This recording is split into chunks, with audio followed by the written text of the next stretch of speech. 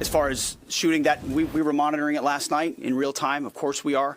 Iran would be wise to find a way to get the carrier pigeon to their troops out in remote locations to know not to shoot any longer one-way attacks or missiles, because it takes time sometimes for ceasefires to take hold.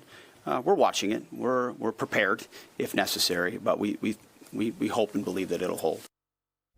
Defense Secretary Pete Hegseth with a warning to Iran to spread the word to their troops about the ceasefire agreement.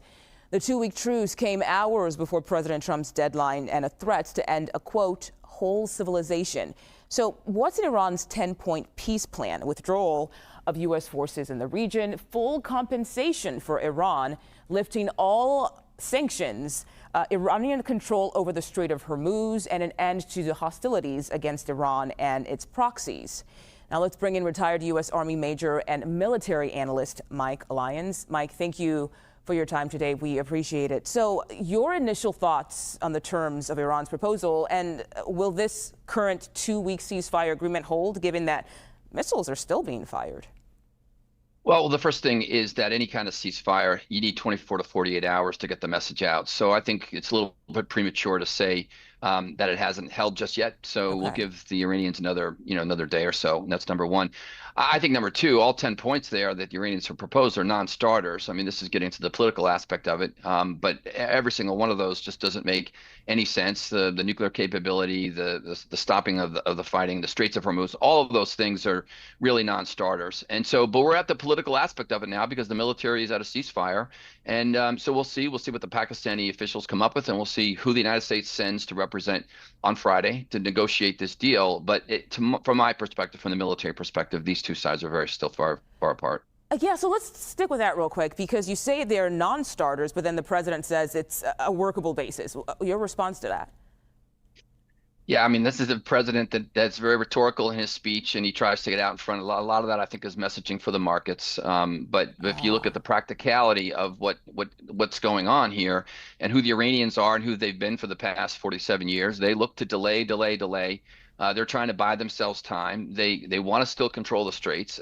Any kind of toll, for example, in there just doesn't make sense. And the president, there was a story about him saying the Iranians and the United States would possibly do something together as a joint venture in there. That's also a non-starter. So again, I think we're in the beginning of this negotiation. Is how the president works. I mean, you saw some of the comments he made the last few days about destroying their civilization, and he's trying to out madmen the madmen here, basically, because I don't think the Iranians are rational actors anyway. I don't think they're anybody to negotiate with.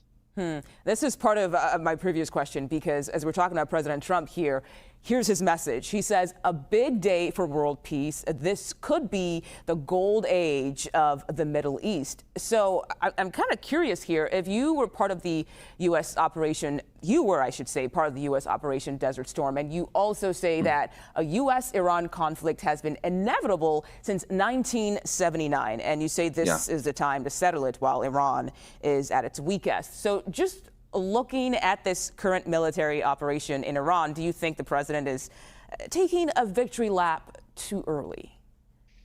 Yeah, likely. I don't think it's a visible enough victory for the president. I'm surprised he's trying to take it. I listened to General Kane this morning at the press conference, and he said that the military objectives have been accomplished, the 3 objectives. The fact that we've taken out their ballistic missile systems, they still have some capability left, destroyed the Iranian Navy, and then taken away their capability to reconstitute and threaten their neighbors. So again, staying in the straight military lane from the chairman's side, we've accomplished those objectives. But now we've crossed that line into the political aspect of it. You notice the chairman didn't say anything about the nuclear aspect of it, and the president says that's the most important factor, which it is. It is the most important factor. Like, for example, we're not going to be able to take their nuclear capability away by a special forces mission and removing the 0.5 ton of uranium that have enriched in the back of a special forces helicopter. So there's still, I think, a long way to go. And again, I just don't think this is a visual enough victory for the president. I think we're still going to see more military operations in the coming weeks.